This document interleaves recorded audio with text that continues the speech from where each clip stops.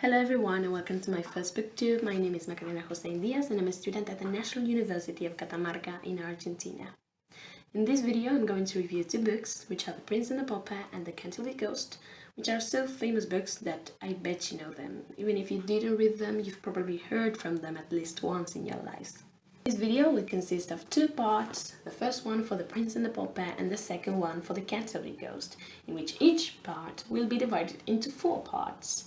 First, I'm going to provide a summary of these books, then I'm going to give a brief biography of the authors, then I'm going to describe some characters, one character from each book, and finally I'm going to give my personal opinion, my comments, my thoughts and my point of view for these two books. And first of all, I'd like to let you know that I'm not a big fan of reading at all. I found it very hard. I get bored very easily, very fast, I can't focus, I do not find it interesting. I've never found a book in my life which I could say, oh my god, I love this book, I will read it 1 time, 2 times, 3 times. No, that's not my case. And I'm very sorry for that, in fact, because I would like to read more, but if you ask me how many books I've read in my life, I just don't remember because I wasn't focusing, I've just read them because I had to. And that's the truth, I only read if I have to, which is this case. So, I'm sorry for that, but it's out of my hands. Okay, so I'm going to begin with this first part, which, as I told you before, is going to be for The Prince and the Pauper. And first I'm going to give you the summary of this book. The story is about 2 kids which were born the same day in the same city. This is London in England. One of them being Tom Canty, a poor boy that wasn't wanted for anyone, and the other one being a rich boy who was wanted and expected for everyone because he was the prince, he was the son of the king, he was the Prince of Wales, in fact, and he was called Edward Tudor. Then the story jumps a few years, they have both grown up, and it comes one day when they meet each other at the palace. And they decide to change clothes. And they realize that they were both very similar, and they try to experience what it's like to be in the other's life for a moment. But then Edward, as Tom, is kicked out of the palace, and here is when the story begins. Then Edward tries to live Tom's life, and Tom tries to live Edward's life, and even though they try many times to convince people that they are not who they think they are, no one believes them, so they try to manage it the best way possible until they can meet again and change their clothes back and get their lives back. Edward as Tom realizes how unfair Tom's life was before they met, with a violent father, a violent grandmother, begging on the streets for food or for money, and when he didn't have enough, he was beaten up at home. He had an awful life which now he was living because he was Tom, and he wasn't Tom. On the other hand, Tom as Edward starts living a royal life, a life full of grace, a life that he was expecting for, a life that was perfect for him. And we can say he wasn't happy because he had everything, any toy, any food, anything he would like. But there was one thing, he was not him. Very deep inside he was still a poor boy, and that's why he tries to convince people that he's not the prince, that he's not Edward. But because of this, people think he's crazy and that he has a mental illness and tries to ignore him. As the story progresses, certain important things happen that make the 2 children have a strong experience of what it's like to live each other's lives, and not as a game anymore, but as a reality. Tom is the one who gets more used to his new life, now as a king, because the king has already died, Edward's father. While Edward is trying to get his life back, to become the king. He's going through a lot. He has been in jail, his father has died, no one believes that he's the prince, now the king, and he can't handle this anymore. Reaching the end of the story, finally the coronation day, Tom and Edward meet again, and they clear up that they had exchanged places, that the prince was dressed as a pauper, and that the pauper was dressed as a prince. And the only way of proving this was by saying where the Great Seal was, and the only person who knew this was Edward, dressed as a pauper. So when he says this, everyone believes him and he is crowned as a king. Now Edward as a king, and with all the experiences he obtained in his life as a poor, he decides to make justice for everyone. And he gives Tom a special title, special clothes, a pile of money, and a happy life forever. Samuel Langhorne Clemens. This was the real name of the writer, publisher, lecturer, and humorist that we all know as Mark Twain. Being the number 6 of 7 children born to John Clemens and his wife Jane, he was born the 30th of November of 1835 in Florida, Missouri, the US.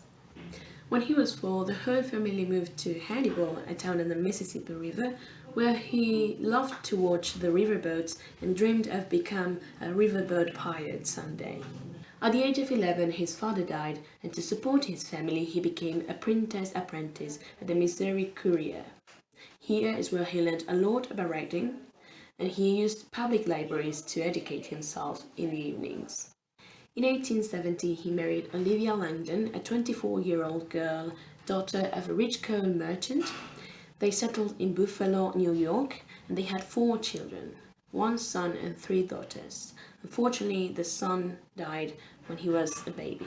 In 1895, he began a world tour giving lectures to pay off his debts, which he did in 1898. And then in 1904, his wife died, and he moved back to New York, and then he moved to Reading in Connecticut, where he died from a heart attack in 1910.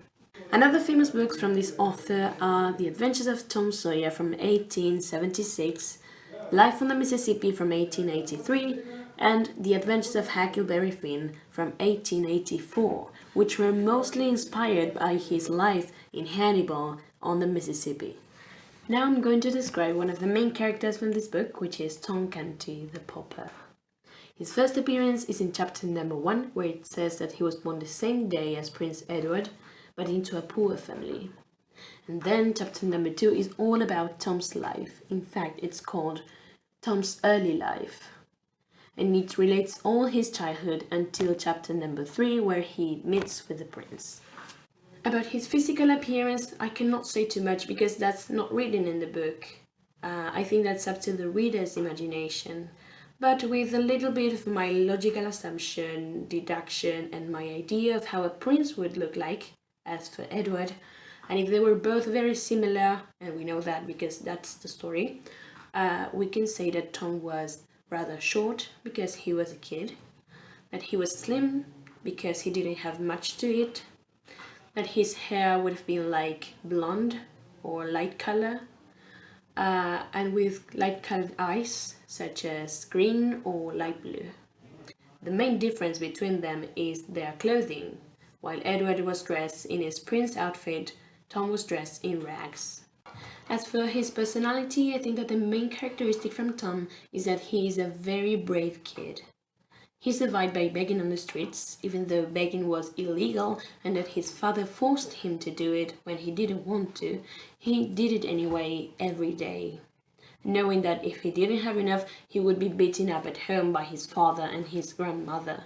Another Tom's characteristic is that he's very kind and merciful, and this is shown in chapter 15 when he pardons those people that were sentenced to death because of their accusations for poisoning someone and selling their souls to the devil.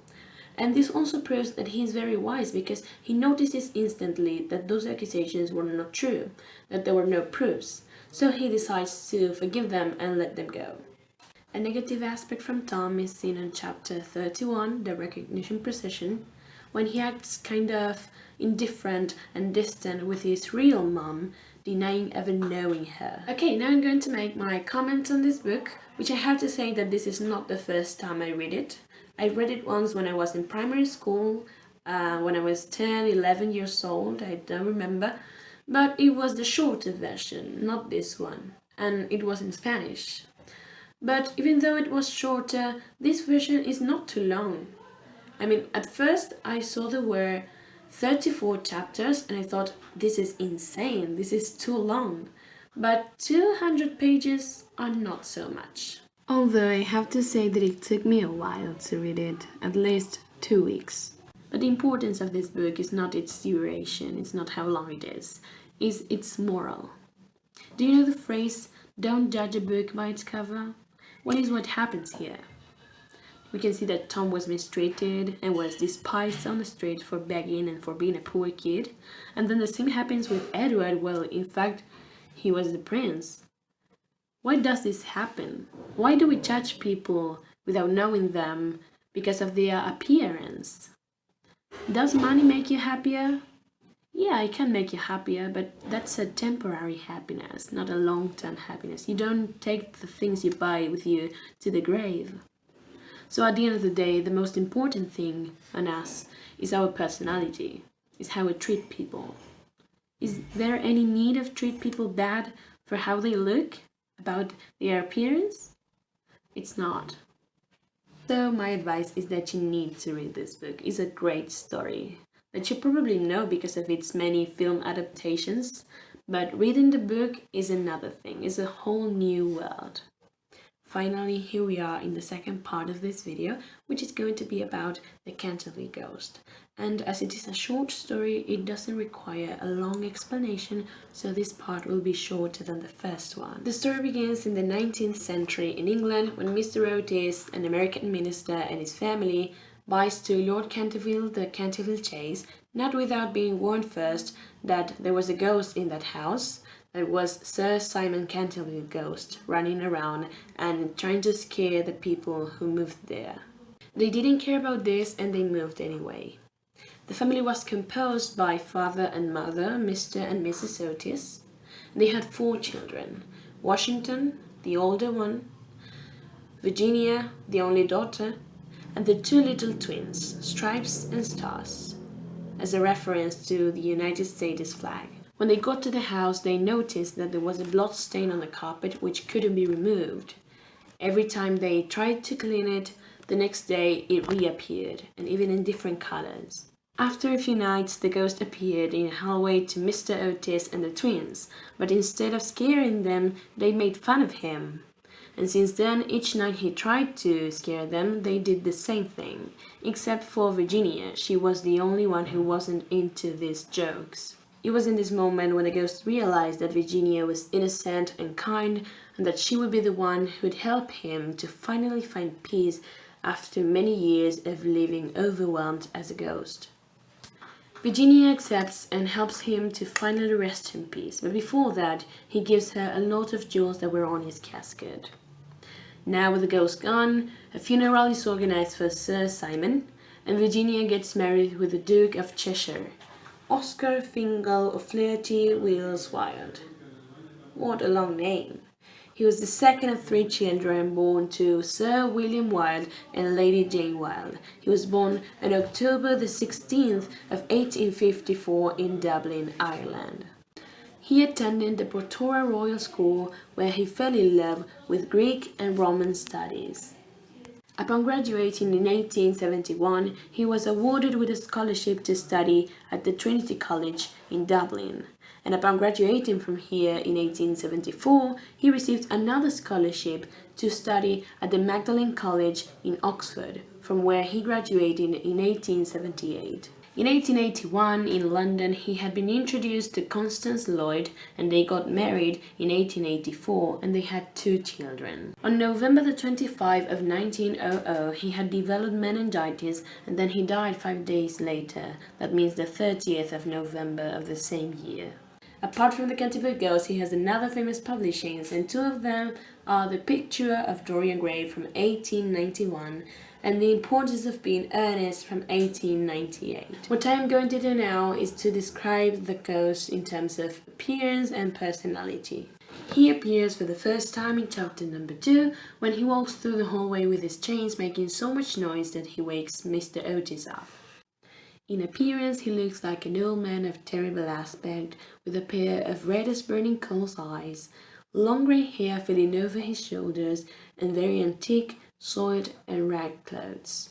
As for his personality, we can say that he was very sensitive. For example, when the twins cheated on him or made fun of him, he was so affected that he even decided not to get out of bed for days.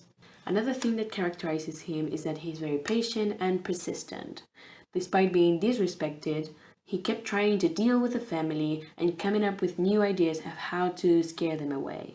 A kind of negative aspect from the ghost is that he tended to get very angry every time the twins played on him, and he always wanted revenge, but he still couldn't because the twins were always one step ahead of him. And the only comment I'm going to make from this character is that he's the best one from this book. To be very honest with you, this book took at least 40 minutes of my life that I will never get back and threw them away. I didn't enjoy it at all. I won't say that this book doesn't have its messages, because it does. For example, the difference between the Englishman and the American man, or as the ghost says to Virginia, the difference and the importance of life and death and how love is stronger than both. But there's not more than that. That's all. It's an interesting book, I won't say it isn't. It has history, it has humor, but to me it's just another book, another short story. It didn't caught my attention. And I told you I don't like to read, and I swear I did my best. But it's not a book that I will recommend. If you wanted, you can read it. It would only take 30-40 minutes, not much more. But I wouldn't read it again. So this is all for this video. I hope you enjoyed it and that it's been useful for you, and thank you so much for watching. Bye!